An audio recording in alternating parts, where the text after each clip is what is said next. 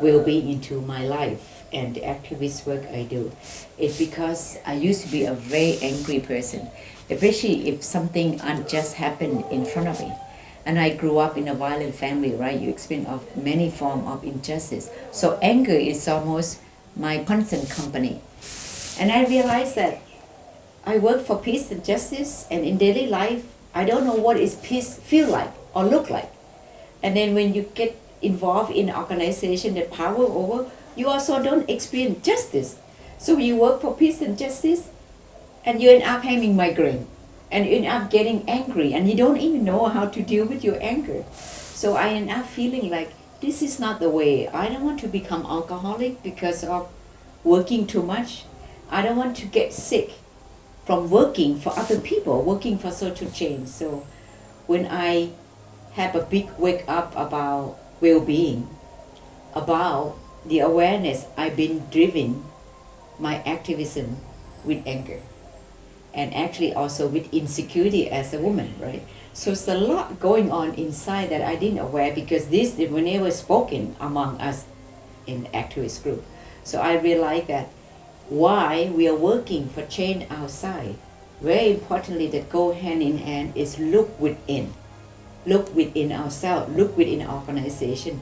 What is it that we need to change? What is it we need to challenge? And one of them is about well-being as part of our daily life, as part of the organization, and as part of the culture within the movement. So that well-being, it creates awareness, and it will eventually help us to see how we can change outside, and at the same time the ability to see the thing we got stuck, and then be able to transform the inner struggle within the individual and within the group and within the movement. And that so many of the activists that we meet, when they're introduced to well-being as a concept, right, come to it with this feeling of guilt, that somehow it's selfish to focus on our own self-care, our own well-being, and us really trying to challenge that idea of actually well-being being a very radical notion and a very radical idea for activists, for marginalized people, for oppressed people to say, I am worth taking care of.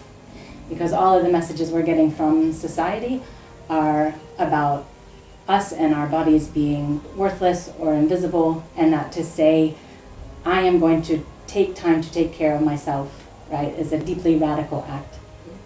We got to do that job, to care and love and respect and honor our own existence, our own being, because the government are not doing it for us. The social institutions are not doing it for us. So of course we got angry, we got upset, we have all this whatever that we experience when we see injustice, but we cannot be driven by anger. We cannot be driven by frustration day in and day out. What we need is a well-being in all levels of our life, of our being. Because if we are integrating well-being into our life, into our culture, into our movement, that is only sustain us. That is the practice of love. That is the practice of caring ourselves and caring each other. That is a practice of compassion to self.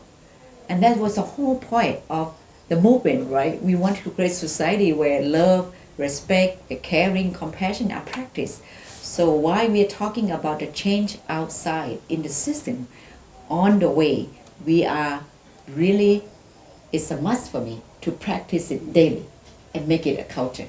A focus on both personal well-being and also movement well-being or collective well-being is the only antidote to burnout, right? And I feel like in so many of our activist cultures, it's just an assumption and expectation that you're an activist for a certain amount of time and then you burn out or you get sick, and that you have to leave your activism at some point. And so it's really that belief that self-love and collective well-being can counter the burnout, that the burnout doesn't have to be inevitable, and that we can still be committed activists for peace and justice with a foundation of well-being. So in this series of videos, we're going to talk about different aspects of well-being and self-care and collective care.